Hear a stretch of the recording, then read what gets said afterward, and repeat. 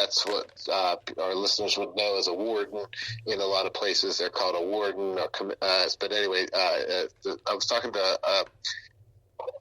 the other day a superintendent, and he said that the changes that went through, he said, it's unbelievable to realize we were where we were before you came. It's a new culture. And you're shifting culture. And I said, I appreciate that. I said, I just was a tiny piece of that. It's just, I think a lot of it is me giving permission for everyone to be your best self. Like, it really is okay to be your best version of you. And if that means to the inmates, listen, you tell me you don't want to be looked at in a certain way. So how are you looking at you? I mean, just be your best self. Like, I had a deputy one time, and he said, I had a kind of counseling background, and I got into this part of it. And he said, I kind of lost that. He said, but watching you, he said, I realized I can still have that and still be consistent. And I said, 100%. I'm consistent to a T. Like, I'm not making it up. When I had my group out west, you know that's about me, when I had my center in South Lake Tahoe, if guys came in at 5:01, my group started at 5. If that was your fourth miss, I was calling your parole officer. You're going back to prison. Yeah. And I had guys go back and literally get, one of the most moments where I realized this stuff works and it's real and it's genuine is the guy had his handcuffs. I was getting in the back of the police car because he was late.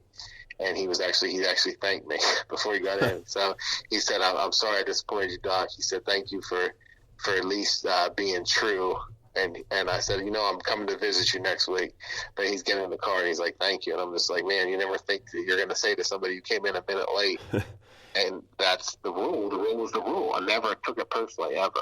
And people listen to this maybe think that's harsh or whatever, but the backstory on a lot of these folks who run afoul of the law with such frequency that they end up in situations like that is that they've never had boundaries held for them, and then therefore they can't hold them for themselves. And it's really a teaching moment to say, hey, just leave the house 15 minutes early, like develop new patterns, So let me tell you this. I had this event happen in my career. It was at the beginning of my career. When you think about an athlete who maybe goes to a World Series or a Super Bowl in their first year, but then never gets back to it, and then they realize, wow, that really was a great moment. Mm-hmm. Well, I want to look back on this moment as a really powerful, telling moment. I worked with a young man who, in high school, when I first came to his door, he screamed F you and ran out the door. That was my initial meeting with him. I was like, okay. So I got so close with this young man that I remember going to his graduation. Couldn't have been more proud. Then he actually got into a situation where he got jealous of his girlfriend. He fired a shotgun into her house at a party. It didn't hit anyone, got arrested, got 10-year prison sentence. So the first time I came to see him when he was arrested at county, and I'm sitting down with him, and this is one of those moments I'm in the room with the guy, and the visceral tears, the sobbing, first of all, this was somebody who I was so close with. So for me, for this young man, I watched him make such great changes in his life and then get to this mistake. So watching this happen, but I'll never forget what he said to me. He said, and he's sobbing through this. This is a tough young man, too. He said, my mom never gave me consequences. Why didn't she ever give me consequences? Wow. And just crying with it. And I said, what? That imprinted me in such a profound way. And I said, when I say things, my wife and I say no to our daughter, we're not saying no because we don't like you. We're not saying no because we want you to be miserable. We're saying no because this is what's best for you right now. And I think that's powerful for parents, people who are running organizations, wherever you are, to set boundaries. Be able to say no and say it realizing you're doing what's best for your children. Yeah, that's awesome. Thank you for sharing that. I think we struggle with that sometimes at Zephyr when we have our attendance policy, right? And we're in Nevada. We're 51st in the country in behavioral health care. We've got a provider shortage coming out our ears and client demand that's through the roof. Every agency in town, in both Reno and Vegas, and in the rural areas who don't even have agencies in many towns, we have to have boundaries because we got to respect the people who are showing up consistently. And sometimes when you say, "Hey, I'm sorry, this is your third time. We gotta refer you out to somebody whose schedule might better fit your needs."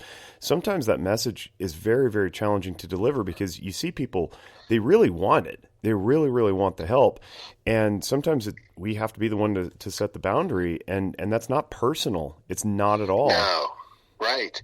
Matter of fact, not only is it not personal, but it's actually what might push them over the edge to recognize that they're in control of their choices. Totally. And I'll tell you, to be honest, like you saying those boundaries is the best thing you can do. I mean, it's the seed. You know this. We oftentimes the only thing we ever do is plant a seed that someone else picks up down the road. Great, beautiful. Thank you for letting me be a part of your journey.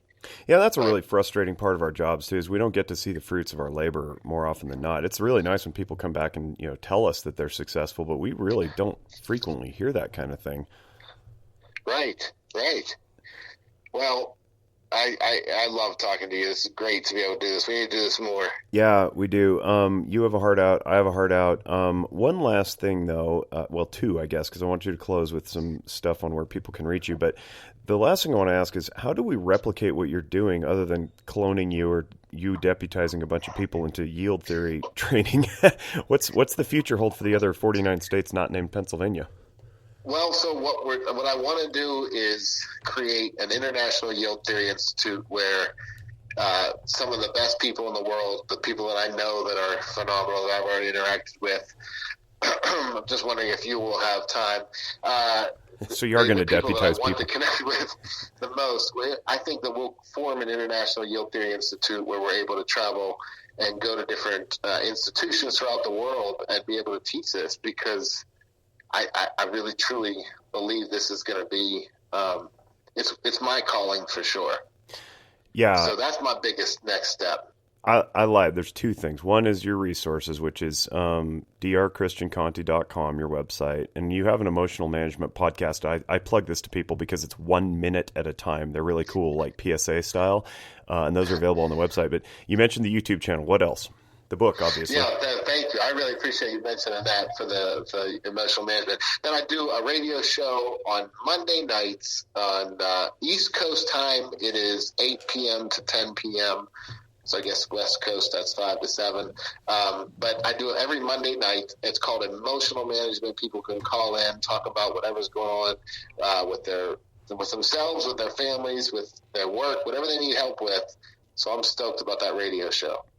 And the last thing is one piece of influence, one book, one something, person that maybe the audience could maybe follow up on, pick up, see where you got your inspiration, something that's heavily influenced you. The person who has influenced me probably the most is Joseph Campbell, Campbell, Joseph Campbell. He writes a lot in mythology. If you're only going to read one book by him, I definitely would advocate that you read A Hero with 1,000 Faces. It is phenomenal. It really gives us it's certainly explains about mythology, but more than that, it explains a tremendous amount about psychology and understanding yourself. So yeah, that would be that's a great influence. I like that one. We'll do a different one next time, but this time that's what I'm doing. Cool. Well, it's 2:20 and we got to go. So on behalf of the Noggin Notes team and the Zephyr Wellness family, thank you to Christian Conte for being a guest, and we wish you all great mental wellness. Bye.